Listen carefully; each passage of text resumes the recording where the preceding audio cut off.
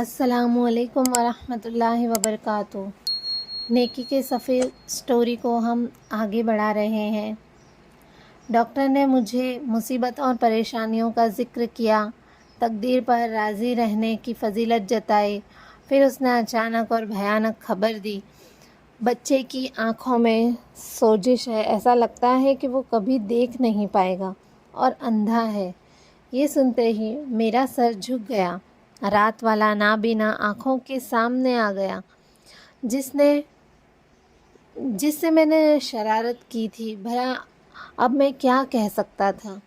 Doctor کا شکریہ ادا کیا اور کمرے سے باہر آ گیا۔ میرا رخ بیوی کے کمرے کی طرف تھا۔ وہ صبر اور شکر کا نمونہ بنی بیٹھی تھی۔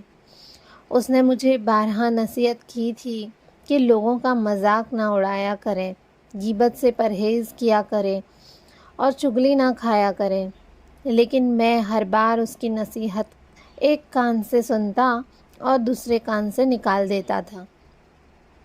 اگلے دن ہم ہسپتال سے گھر آ گئے۔ میں نے بیٹے کا نام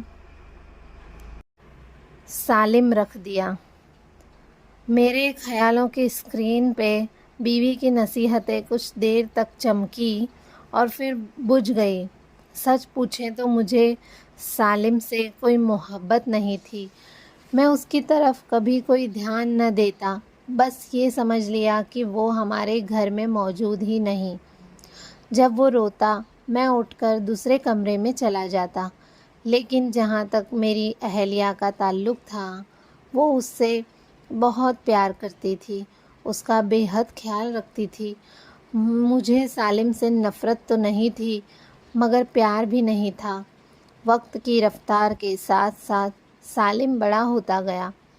اس نے رینگنا شروع کر دیا۔ اس کا رینگنا عام بچوں جیسا نہیں تھا، بہت ہی مختلف تھا۔ جب اس کی عمر 1 سال سے زیادہ ہوئی تو اس نے آہستہ آہستہ چلنا شروع کیا۔ اس کے چلنے سے صاف پتہ چلتا تھا کہ پاؤں میں لنگڑا پن بھی ہے۔ سالم کی معذوریوں کی وجہ سے میرے ذہن کے بوجھ میں اضافہ ہو گیا۔ میرے یہاں سالم کے بعد 2 اور بیٹے عمر اور خالد پیدا ہوئے۔ وقت کتنی تیزی سے گزر جاتا ہے، اس کا اندازہ ہی نہ ہوا۔ سالہ سال گزر گئے، میرے بچے بڑے ہو گئے، مگر میرے شب و روز میں کوئی فرق نہ آیا۔ میں گھر میں ٹکتا ہی نہیں تھا، ہمیشہ دوستوں کی محفلوں میں گھسا رہتا۔ ان محفلوں کی اصل رونق میں ہی تھا، ایک مسخرہ جوکر جو انہیں ہر بار نئی نئی شوخیوں سے ہنساتا تھا۔ میری تمام تر کوتاہیوں کے باوجود ایک ہستی ایسی تھی جو مجھ سے کبھی مایوس نہیں ہوئی۔ اس نے ہمیشہ میری بہتری کی دعا کی، کبھی ناراضی کا اظہار نہیں کیا۔ آپ کو بتاؤں وہ کون تھی؟ وہ میرے بچوں کی ماں تھی، میری اہلیہ، جو رات گئے تک میرا انتظار کرتی تھی۔ میں سالم کے سوا دوسرے دونوں بیٹوں سے شدت سے محبت کرتا تھا، مگر سالم سے میرا تعلق واجبی تھا، بلکہ سچ پوچھو تو نہ ہونے کے برابر میں تھا۔ میں نے اسے بہت کم بلایا تھا، اس سے بے حد کم بات کی تھی۔ بس یہی ایک بات تھی جس پر میری بیوی کڑتی رہتی تھی۔ سالم اور اس کے بھائی اب اسکول جانے کی عمر میں تھے۔ میں نے سالم کو نابینا بچوں کے اسکول میں داخل کروا دیا۔ پھر وقت کا احساس ہی نہ ہوا۔ میرا کام دفتر جانا، کھانا پینا، سونا اور دوستوں کے ساتھ رات بھر جاگنا تھا۔ وہ جمعے کا دن تھا، میں 11 بجے سو کر اٹھا۔ آج میں معمول سے پہلے ہی اٹھ گیا تھا، ایک دعوت ولیمہ میں جانا تھا۔ اس لیے میں نے نیا لباس پہنا، عطر لگایا اور گھر سے باہر جانے لگا۔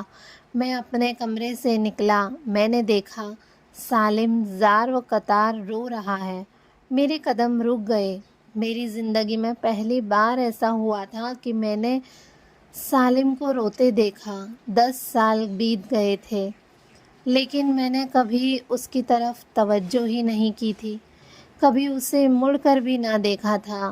اب بھی خواہش یہی تھی کہ اس کے پاس سے تیزی سے نکل جاؤں۔ وہ اپنی والدہ کو بلا رہا تھا۔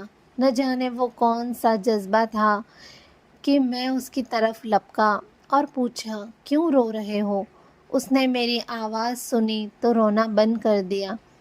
جب اسے احساس ہوا کہ میں اس کے آس پاس ہی ہوں تو اس نے مجھے ٹٹولا کہ میں اپنے ہاتھ دائیں بائیں لہرانے لگا اور یہ جاننے کی کوشش کی کہ میں اس کے قریب تو نہیں ہوں۔ جب اسے محسوس ہوا کہ میں اس کے قریب ہی کھڑا ہوں تو وہ ایک طرف سمٹنے لگا۔ مجھے احساس ہوا کہ وہ مجھ سے دور ہونے کی کوشش کر رہا ہے۔ میں نے اس کے قریب تر ہونا چاہا مگر اس نے رخ پھیر لیا۔ شاید وہ مجھے میری بے حسی، لا تعلقی اور بیگانگی کا احساس دلا رہا تھا کہ آپ اتنی مدت کہاں رہے؟ 10 سال کے بعد میرا خیال آیا ہے۔ میں نے اس کا پیچھا کیا تو وہ اپنے کمرے میں چلا گیا۔ میں بھی اس کے پیچھے پیچھے گیا۔